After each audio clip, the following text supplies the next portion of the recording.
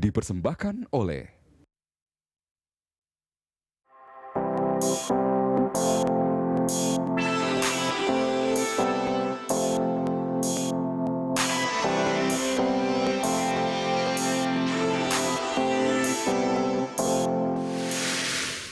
Pemirsa, terima kasih Anda terus menyaksikan Special Interview with Claudius Bukan. Membangun dari pinggiran, itu fokus Presiden Joko Widodo dalam menggerakkan ekonomi serta mempercepat pemerataan pembangunan. Dalam konteks inilah, Special Interview kali ini menghadirkan seorang bupati dari daerah pinggiran, Kabupaten Morotai. Morotai memiliki makna penting karena dia termasuk salah satu kawasan ekonomi khusus. Bagaimana liku-liku membangun Morotai? Kita temui sang Bupati Beni Laos. Pak Beni, terima kasih atas kesempatannya. Terima kasih atas undangannya. Pak Beni, ini spesial interview pertama yang menghadirkan seorang bupati. Kenapa kami pilih Pak Beni? Karena Pak Beni adalah bupati di Kabupaten Morotai. Terima kasih.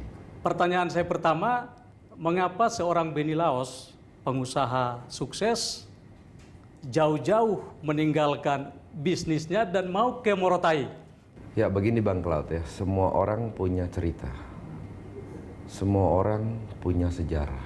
Semua orang punya masa lalu.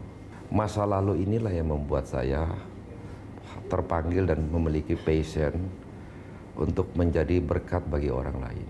Harta saya tidak bisa berbagi untuk banyak orang. Posisi inilah satu-satunya adalah bagaimana saya harus masuk pada ranah pemerintahan untuk bisa menjadi berkat bagi banyak orang. Masa lalu seperti apa yang membuat Pak Beni terpanggil menjadi bupati? Ya, saya berada pada posisi masa lalu yang memang ya, saya nggak tahu yang lain ya, tapi kalau saya memang agak nggak enak ya gitu loh. Dasar inilah yang saya menganggap bahwa uang bukan ukuran bagi saya. Karena pengalaman-pengalaman pahit dalam hidup ini kan sudah dialami gitu loh. Jadi salah satu contoh, saya pernah merasakan gimana nggak bisa sekolah. Saya hari ini paket C, dan paket C saya dapat setelah saya berusia 32 tahun, anak satu. Anak pertama lahir saya sekolah SMA untuk ambil paket Jadi C. Pak Beni tidak sempat tamat SMA dulu? Tidak Bang Laut. Kenapa? Saya besar di Ternate, pada saat SMA saya ke Malang, tapi tidak selesai. Ya karena kemampuan ekonomi Pak ya, saya tidak bisa bayar sekolah, akhirnya drop out. Disitulah saya belajar pengalaman hidup saya. Gitu loh. Saya merasakan gimana nggak makan ya. Gitu loh. Jadi saya hanya minum air, nggak bisa. Di situ saya tahu arti bahwa minum air muntah, kalau minum banyak. Dan posisi saya waktu kecil juga sakit, nggak bisa beli resep gitu loh. Mama saya bilang dokter bohong, makanya sampai sekarang saya ini kan selalu keluar. Jadi inilah yang membuat saya bekerja dengan sebuah prinsip ya gitu loh. Dalam proses perjalanan masa kecil juga terkadang orang punya duit hilang, kita yang dituduh curi. Saya kerja dulu juga di toko dengan gaji 150.000. Jadi kalau bicara dulu, saya bisa pikul kopra sampai 75 kilo. Sempat pikul kopra di mana? Di Halmahera, saya kerja di Halmahera gitu loh. Jadi setiap hari jaga toko, terus jemur coklat, kumpul kopra, di kering, dikarungin, habis karungin harus dimasukin dalam gudang. Nah itu udah ada yang lewat, Om tolong bantu, udah naik, udah pacal masuk dalam gudang. Inilah di saat Tuhan membawa hidup saya yang hari ini berada pada posisi yang nyaman ya. Karena kekayaan ini kan tidak bisa diukur ya Bang Laut. Sebelum melanjut saya ingin tanya, bagaimana seorang Beni Laos yang dulu susah sekali tiba-tiba bersalin rupa jadi pengusaha kaya? Ya kan kekayaan ini kan nggak bisa kita ukur dari sisi materi ya gitu loh. Bagi saya kekayaan terbesar itu bukan apa yang kita miliki, tapi berapa banyak yang bisa kita bagi. Itu kekayaan terbesar. Makanya bagi saya, terima kasih buat Tuhan yang telah mengizinkan saya memiliki apa yang saya inginkan. Alhamdulillah semua sudah tercukupi. Tapi bagi saya kan ini kan bukan final daripada kehidupan. Babak baru. Ya ini hanya sebuah awal gitu loh.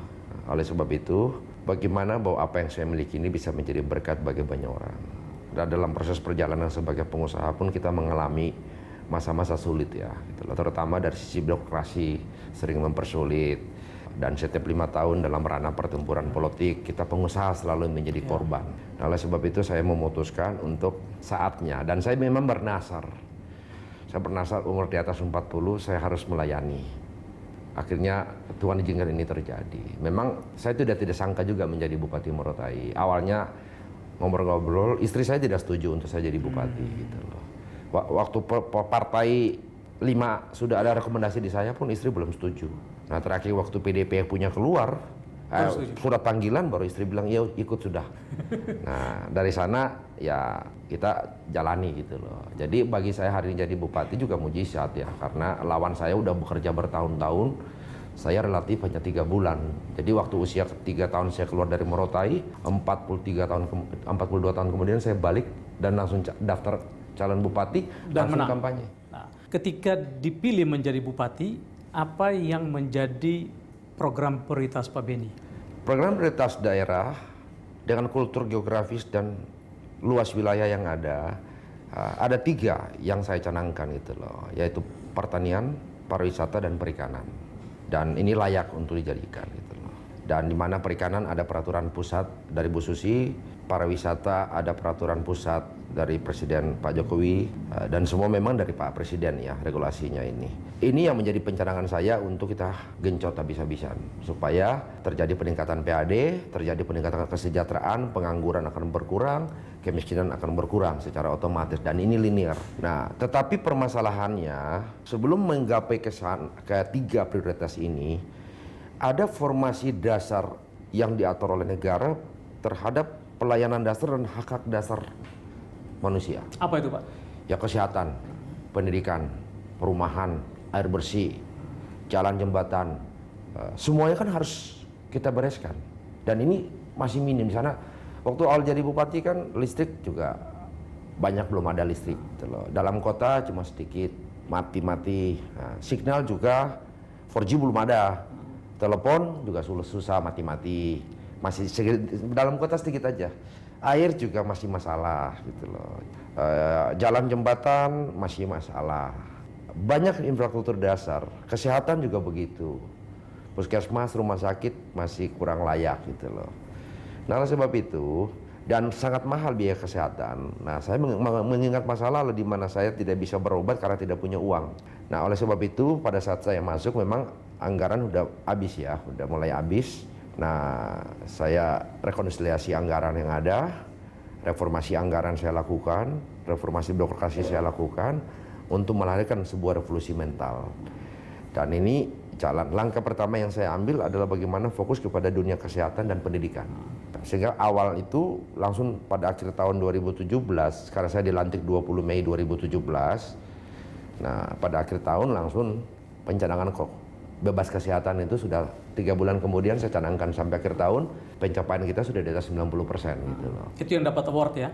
Ya, di 2018 dapat award karena pencapaian 97, sekian. Sekarang kita sudah full, sudah 99, kurang 0, lah. Tapi secara prinsip kesehatan gratis, seluruh rakyat yang punya KTP Morotai gratis. Kalau rumah sakit kita tidak bisa tanggung untuk ada peralatan yang kurang atau dokter tidak ada, tidak bisa ahlinya, ya kita kirim ke luar untuk rujukan. Nah, ini biaya rujukan ini pemerintah tanggung. Karena bagi saya ini kesalahan pemerintah, bukan kesalahan rakyat.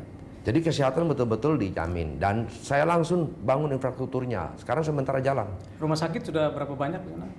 Sekarang rumah sakit kan satu, puskesmasnya saya bangun 6 lokasi, 6 kecamatan, tiap kecamatan ada saya bangun dengan standar 2 lantai semua, dengan standar sesuai peraturan Menteri Kesehatan, semua saya penuhin. Nah, target saya ini rumah sakit nanti pada 2020 sudah menjadi international hospital dan infrastruktur lagi dibangun besar-besaran. Pendidikan saya fokus langsung kepada pendidikan gratis. Saya hari ini di Morotai sudah wajib belajar 16 tahun, sampai kuliah gratis ditanggung pemerintah. Begitu pula sekolah-sekolah yang kewenangan saya, PAUD, SD, SMP, itu semua saya relokasi semua. SD, SMP saya buat semua sekolah unggulan. Jadi saya rasionalisasi gedung sekolah. Dari 120 saya rasionalisasi menjadi 23. Nah, bangunan yang lama yang tidak siap dan tidak dipakai untuk sekolah, saya serahkan kepada BUMDes untuk menjadi pusat ekonomi desa. Jadi tidak ada aset pemerintah yang idle, nggak ada. Kesehatan, semua tenaga medis, pendidikan punya tenaga semua, saya naikkan semua tunjangan, termasuk ASN. Jadi reformasi birokrasi, saya naikkan seluruh kesejahteraan pegawainya. Jadi cukup maksimal, tapi sudah tidak bisa aneh-aneh. Pungli-pungli korupsi berkurang? Bukan berkurang, zero. Zero. Gitu loh, itu yang, makanya Bang Claude kalau lihat di media kan agak crowd sedikit, ya, merotai. Itu biasalah ya. Ya, karena saya mengganggu zona nyamannya masa lalu. Ya. Karena masa lalu banyak anggaran yang dipakai kepada hal-hal yang tidak penting. Nah, sekarang saya pindahkan semua kepada pelayanan rakyat. Jadi komposisinya diubah? Ya, dirubah secara total. Nah, ini yang saya fokus pada reformasi anggaran. Di dalam reformasi birokrasi itu termasuk anggaran ini saya pangkas habis. Jadi inefisiensi dipangkas habis? Oh, pangkas gitu loh. Jadi contoh SPPD 77 miliar. Kan tahun lalu APBD tahun lalu kan bukan saya. Nah, tahun ini saya pangkas 23 miliar. Selisih 50 berapa miliar itu. Ribut, ATK lalu kurang lebih 6 miliar, saya pangkas tinggal 1 miliar lebih, efisiensi 5 miliar. Ribut. Jadi zona nyaman ini terganggu, belum lagi uang sosialisasi, uang bintek. Ini kan tindakan Pak Beni ini kan memancing perlawanan dari ASN yang tidak setuju. Pak Beni akan konsisten terus walaupun di demo? Ya kalau bagi saya, kalau saya tidak bisa membawa sebuah perubahan yang baik, buat apa saya jadi bupati? Dengan gaji 6 juta, yang nombok harus istri berangkat, ya percuma Pak. Mendingan saya tetap jadi pengusaha dan tinggal di Jakarta, nggak diatur orang. Sekarang jadi bupati, diatur semua. Kemana-mana diatur. Semua tidak bisa, begini tidak bisa, begitu tidak bisa. Gitu loh. Karena itu sistem pemerintah mengawal proses, bukan mengajar output. Jadi mereka berkonsentrasi, ASN berkonsentrasi ke proses, output nggak peduli. Kalau proses bagus sudah dianggap bagus prestasi. Nah ini yang paradigma ini yang Bapak Presiden canangkan juga, harus kita merubah outputnya, harus kita capai. Nah, ini kita break sebentar. Pemirsa tetaplah di special interview. Tadi bicara kesehatan, pendidikan saya dengar gratis juga. Saya mengimplementasikan negara hadir, itu dari lahir sampai mati semua dibantu oleh pemerintah. Dipersembahkan oleh